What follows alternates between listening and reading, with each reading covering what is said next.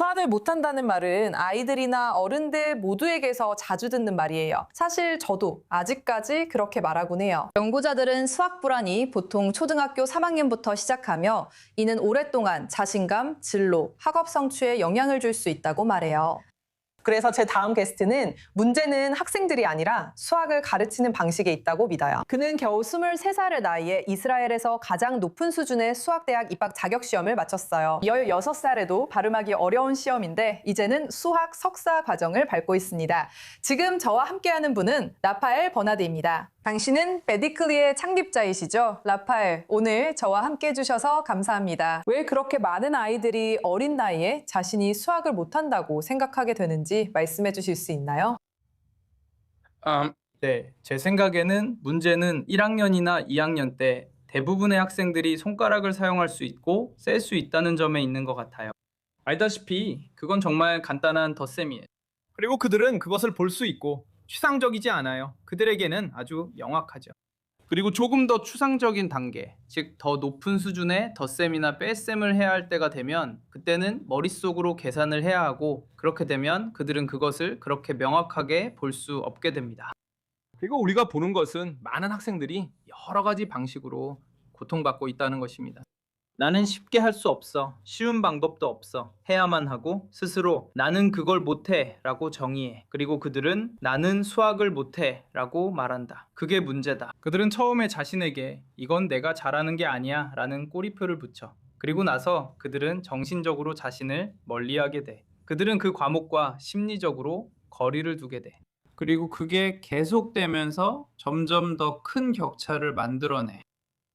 네 말은 그게 자기 충족적 예언이 된다는 거네. 아이들이 그걸 믿기 시작하는 거지. 그래서 네가 두려움 극복 학습법을 개발했다 했잖아. 그 방법 좀 더 설명해 줄 수 있어?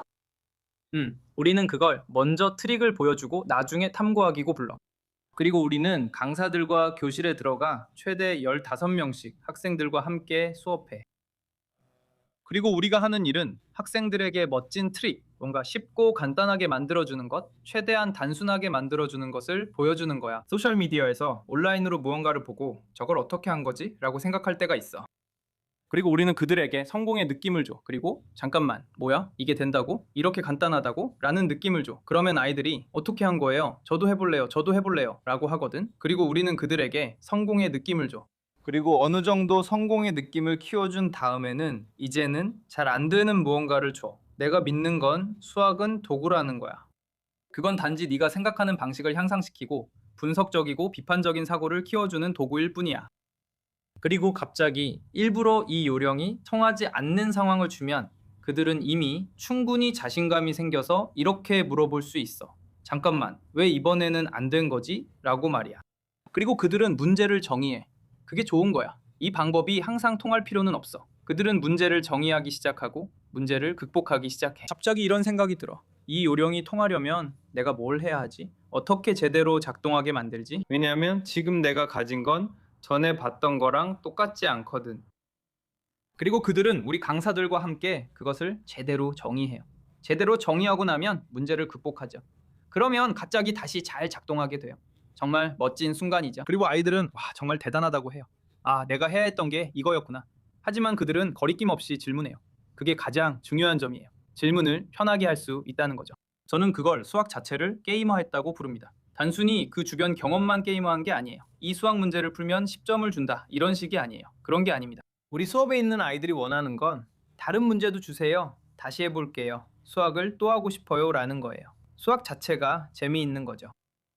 이렇게 열정적인 선생님이 계시니까 사람들이, 특히 아이들이 다시 수학에 흥미를 가지는 이유를 알 것 같아요. 그럼 실제로 아이들이 수학을 즐기고 있는 걸 보시나요? 정말 그렇습니다. 제 강사들이 자주 이런 얘기를 해요. 어떤 학생이 공책을 들고 달려와 선생님, 수업 1분도 놓치지 마세요 라고 하더라고요. 지금 이스라엘에서는 곧 여름방학에 들어가는데 학생들이 저한테 여름학교를 열어달라고 요청하고 있어요. 학생들이 여름방학 동안에도 일주일에 한 번씩 수업을 해달라고 요청하고 있어요. 정말 말도 안 되는 일이죠. 저는 그게 너무 기뻐요. 그리고 모든 강사들도 똑같이 느끼고 있어요. 갑자기 학생들이 훨씬 더 개방적으로 변했어요. 그리고 바로 거기서 사고력이 더 향상되는 이점이 생깁니다.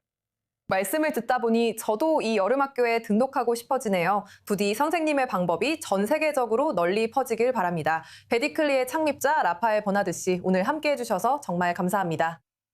감사합니다.